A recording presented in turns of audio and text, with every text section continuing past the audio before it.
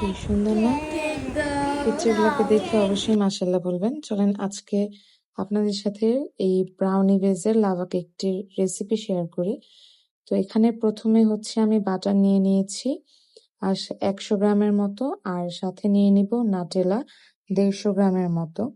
এখানে আমি হচ্ছে আমার আনুমানিক একটি আন্দাজে নিয়ে নিয়েছি, এখানে কোনো মেজারমেন্ট করি নাই। এরপর হচ্ছে সুন্দরভাবে মেল্ট করে নিতে হবে, এখানে কোনো লাম্পস থাকা যাবে না, খুব ভালোভাবে হচ্ছে মেল্ট করে নিব। আজকে এই কেকটি আমি এয়ার ফ্রায়ারে করে দেখাবো, আর আপনারা চাইলে অবশ্যই চুলায়ও করতে পারবেন। প্রথমে চুলাটাকে প্রিহিট করে 10 মিনিটের জন্য, এরপর 30 থেকে 35 মিনিটের জন্য একদম লো আঁচে বেক করে নিলেই হয়ে যাবে। এই তো আমি হচ্ছে ফার্স্টে চকলেট আর বাটারটাকে মেল্ট করে নিয়েছি, এরপর 2টা ডিম আর সাথে পরিমাণ মতো চিনি দিয়ে বিট করে নিয়েছিলাম, মানে চিনিটা মেল্ট হওয়া পর্যন্ত আর কি মিক্স করেছি। তো এটা অফ ক্যামেরায় করা হয়েছে, আপনারা আপনাদের আন্দাজ মতো করবেন।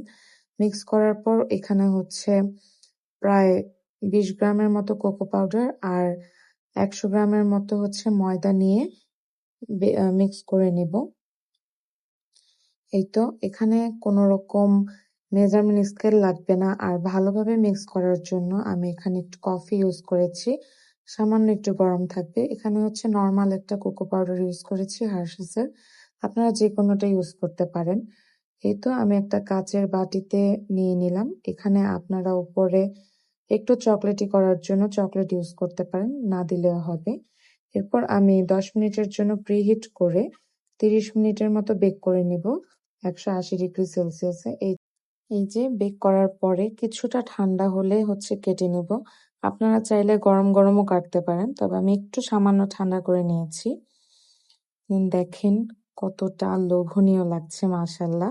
যেহেতু আমি কোনো প্রফেশনাল রেসিপি ফলো করিনি, তাই আপনারাও সহজে এই রেসিপিটা বাসায় ট্রাই করতে পারবেন।